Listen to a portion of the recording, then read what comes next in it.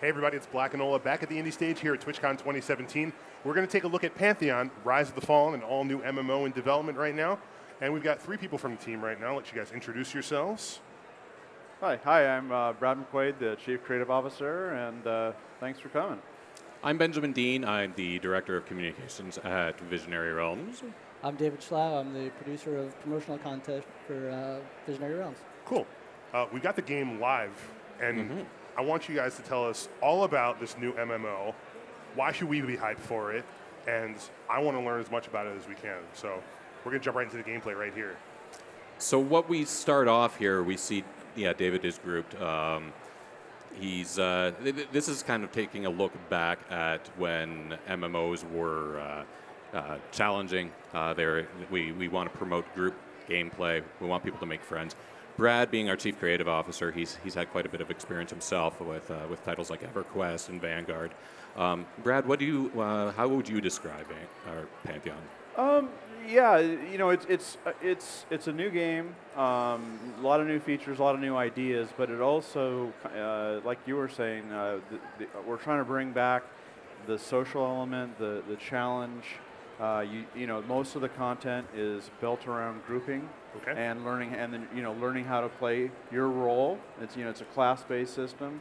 You can solo. There's raid content too, but most of the content is group-oriented. It's around like a group size of 6, and it's community. A lot of MMOs have become very casual, which is fine, but a lot of the more hardcore MMO guys are like, hey, what about us? Right. We kind of feel like we're orphaned or what have you. That's funny that you say that, because of the MMOs that I've played, when they make that distinction between hardcore and casual is kind of where the game jumps the shark, so to speak. All of the fun that made it fun seems to go away.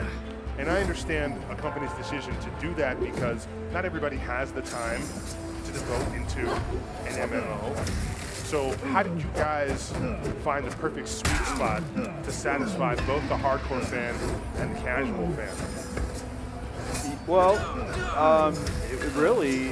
it was just I guess good timing. I mean, we started the company, and we're making the game that we want to make, and that we want to play, and that's what we started with. And during that time and before that, there was that shift to casual, and so it was almost like the market for a game like Pantheon just opened up for us, and it's like suddenly it makes a lot of business sense. So it makes creative sense, we're having fun, and now it makes some business sense because we're kind of filling a void. I see. People who have played some of those other MMOs, those socially charged, challenging MMOs, will recognize what's going on right here, because our David has died, and he is doing a naked corpse run back to find his body, and he can't seem to find his body. I think you're to the left. To the left. Straight on. Yeah. But that's the thing. When something like this happens, it's good to have friends around. You want to have a group of people, a group of allies that are always going to help you out. And the way that you're going to do that is through your reputation, right? And that's a real big focus that we're doing, is building up people's reputation, good or bad, and seeing where it leads them. What's the central storyline in Pantheon? What's the objective, or what are we fighting for? From a gameplay standpoint, it's really a home. It's a place to make real friends and have shared experiences. I think for whatever reason, human beings are wired such that if you have an intense experience with other people, it just resonates more. And I mean, I have people coming up to me all the time, and they're telling me vividly stories of how they barely survived an EverQuest, and this was, that's 17 years ago or whatever, Right. They remember it because of the shared. So that's what we're trying to bring back: community where it matters. You see people, you recognize people. When you go to a dungeon, it's not, the game doesn't bring in random people and then you never see them again. You're with your friends. There may be people you don't like or you do like, but you recognize them. The community's there. I'm looking at the gameplay here, and some of the graphics are really good. You guys seem to have placed a focus on huge monuments, and the draw distance is pretty crazy. Is that something that we're going to be seeing a lot of when we play this game, these huge structures, overarching mountains and stuff like this? Absolutely, yeah. It's a high fantasy world. We call it kind of a planar fantasy world, and there's a huge focus on adventuring and exploration. And so we want to build just amazing locations for people to explore and to figure out how to get through and to beat the boss mob at the end and everything. And so yeah, that's what we really love to do is we're making a world, not just a game. Yeah. Brad repeats that a lot. It's a world and not a game. What we're seeing here, you're speaking of the monuments and the large structures, the architecture. David's going to show us a little bit of an example here. This is what we call our acclimation system. All right. So as he tries to cross this bridge, he gets slower. You'll see the edges of the screen sort of shrink down with this ice. Because he's not wearing any cold resistant gear, he's not going to be able to progress anymore. Oh. So he's going to have to go out, he's going to have to go adventuring, questing, finding this gear so that he's going to be able to get across the bridge. And it's not just him. His group's going to have to do that as well. And once they get across to the other side, then the riches are there, right? So it's not just an arbitrary wall blocking off. You're actually Right. feeling like I physically can't get here. I need. There's something this I'm gear. missing. Yeah, Exactly. Yeah, there's a terminology that's been used in MMOs for years now, PvE, player versus environment. But it's in most cases, environment usually just means killing monsters. We're trying to make you're contending with the environment. Yes, there are monsters and to defeat, but there are all sorts of dangerous areas and stuff too. You know what I mean? So, talk to me about character creation.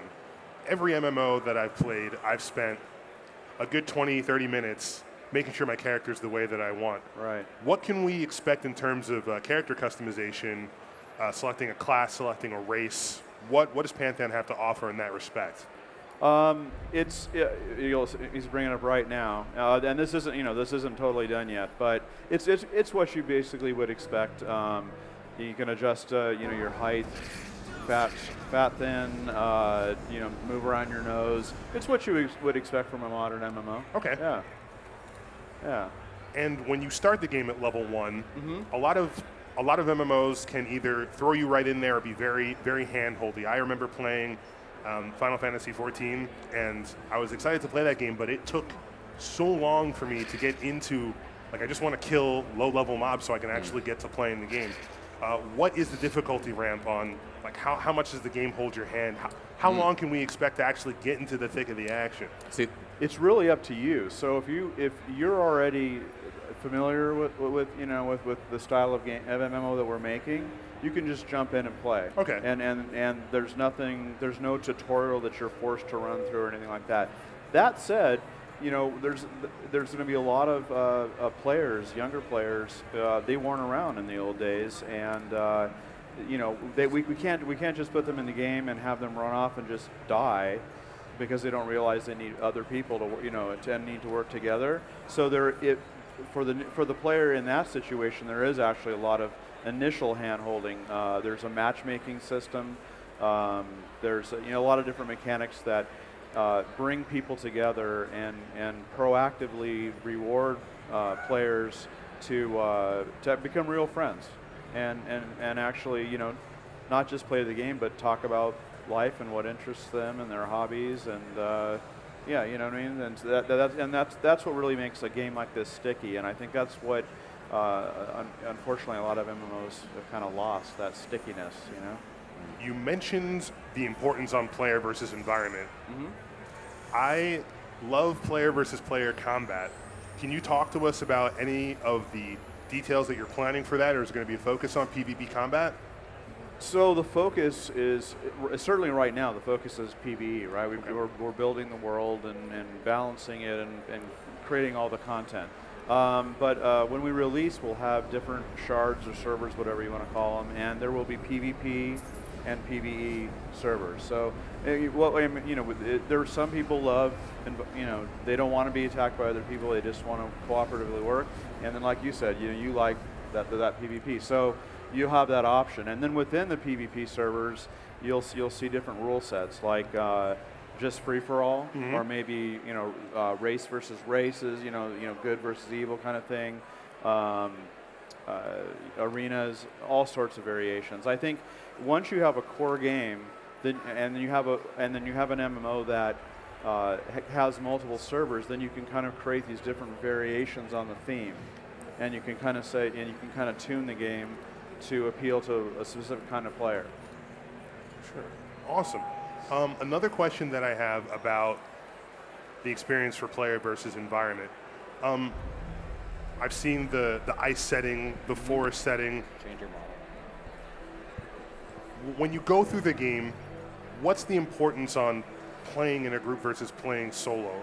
You know, some dungeons you're going to need to find 4 other capable friends, or however big the group system that you're planning on having. Can you really play this game by yourself, or if you need help, are those avenues going to be available to you?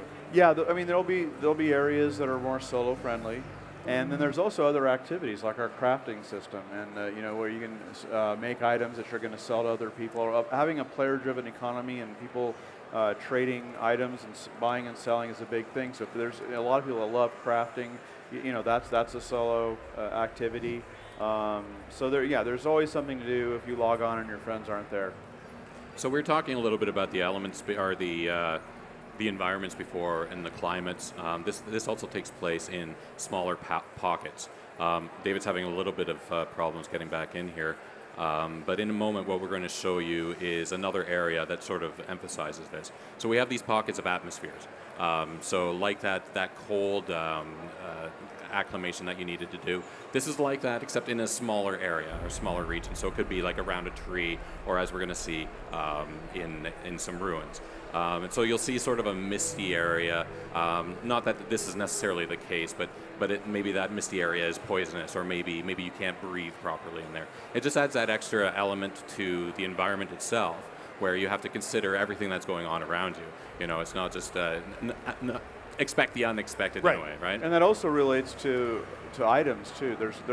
It's not simple like, oh, I'm level 20, I know exactly what the best sword is for level 20, because it's really going to be situational. Where are you? Who are you with? Who are you fighting? What environment are you in? And then you're going to want to find the optimal gear for that area. So people that love to collect items and travel through and configure themselves optimally, that's going to be part of the game. Great. Can you guys talk to me at all about the raid functionality? Do you have any large-scale encounters or dungeons that you plan on implementing in the game? Absolutely. Yeah. I mean, what you can expect, from guilds.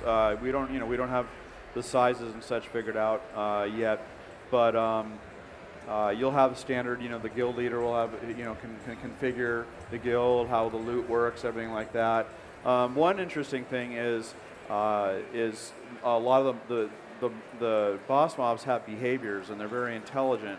And so, one of the favorite things for people to do, is, oh, well, they can tell this encounter was made for 20 people, so they bring 40, right? Well, if you do that in our game, the mob will react to that. He may leave. He may call in reinforcements. Ooh, that's definitely different. And things like that. So it's like, if you think you're just going to go around and zerg stuff and it's going to be easy, no.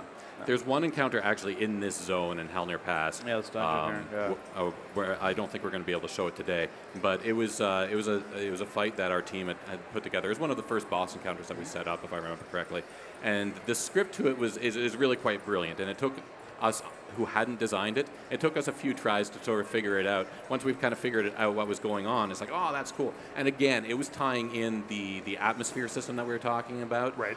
So there were various atmospheres that were going on, and they were having different effects upon different people in the group depending on where they were standing in the room. Once we sort of figured out what was going on there, then we could figure out the rest of the fight.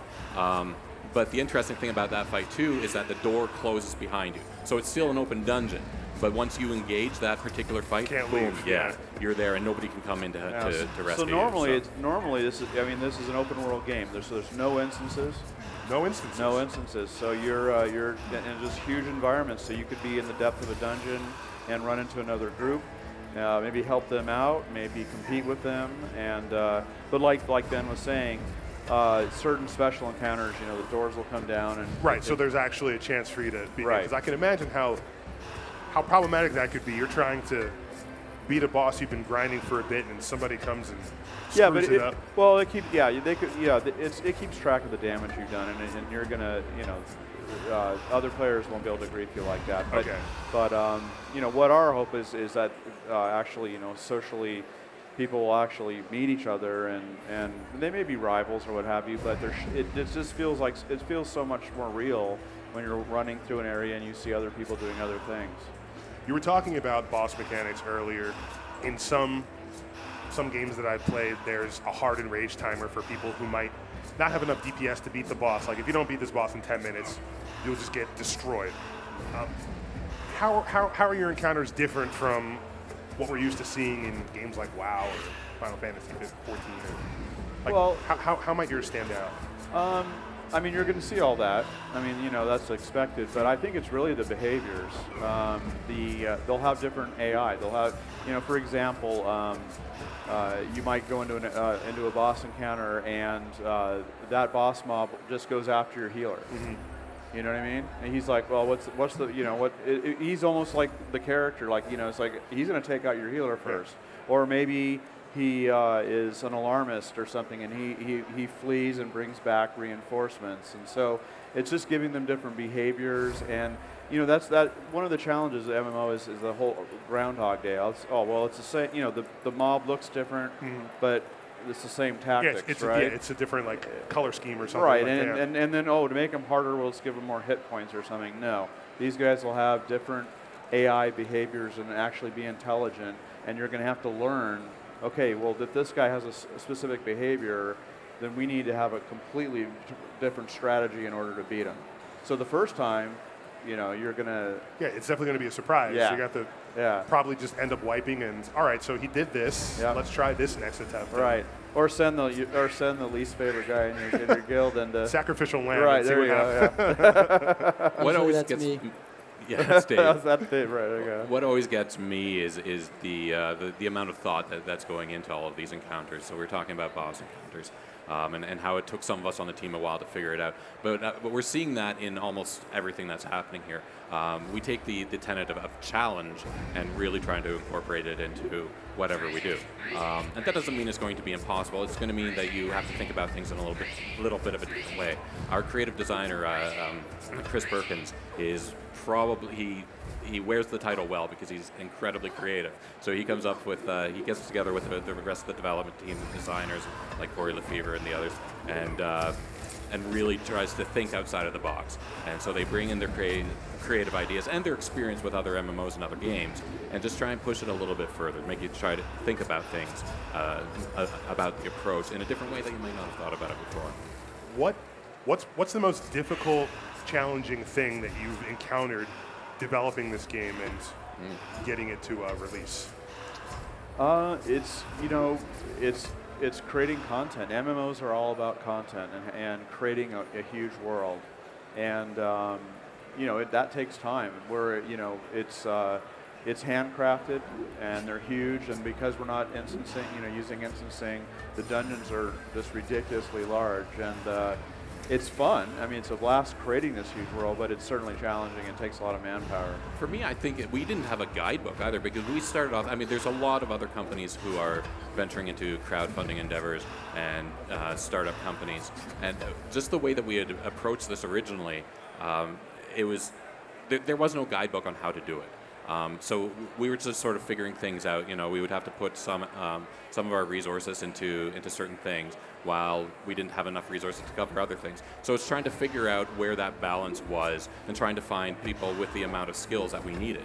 And lucky for us, a lot of people recognized Brad's former work as well. So we didn't have any shortage of people approaching us saying, hey, we saw what you've been doing. We'd like to help out. Here's our skill set.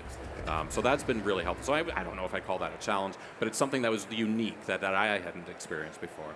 You guys mentioned that you had an announcement for everybody who was watching the stream. We do. So many of our... we're out of time. So no, like I mentioned, we do crowdfunding. It's a portion of how we get the game put together. And one of those crowdfunding tiers is for pre-alpha. And our pre-alpha pledgers have been waiting for a while now, and we're happy to announce today that pre-alpha will be here in time for the holidays. Oh, wow, nice. Yeah. That's wonderful to hear for people who are watching. We got some excited people in the audience there. Great. So for people who are anticipating this game, who might be tuning in for the first time, where can they find more information about Pantheon? Where can they find you guys? PantheonMMO.com. We're on Facebook /PantheonMMO, Twitter @PantheonMMO. A lot of other Pantheon MMOs. Wherever. Yeah, we're everywhere. But yeah, if you go to PantheonMMO.com, it's going to have all the information there for you. It will list out all of the pledge packages. We are leaving the pre-alpha available for a couple more weeks, but we will have to take that down soon because we're getting ready to have all of these people come into to our servers to try it out for the first time. So. Of course. Fantastic, guys. Thank you so much for joining us on the stage this afternoon. I learned a lot. I'm very excited for the game and can't wait to see where it goes next. Guys, thank you very much for watching. We'll be back with the next game after a short break. Please don't go anywhere. Thanks, guys.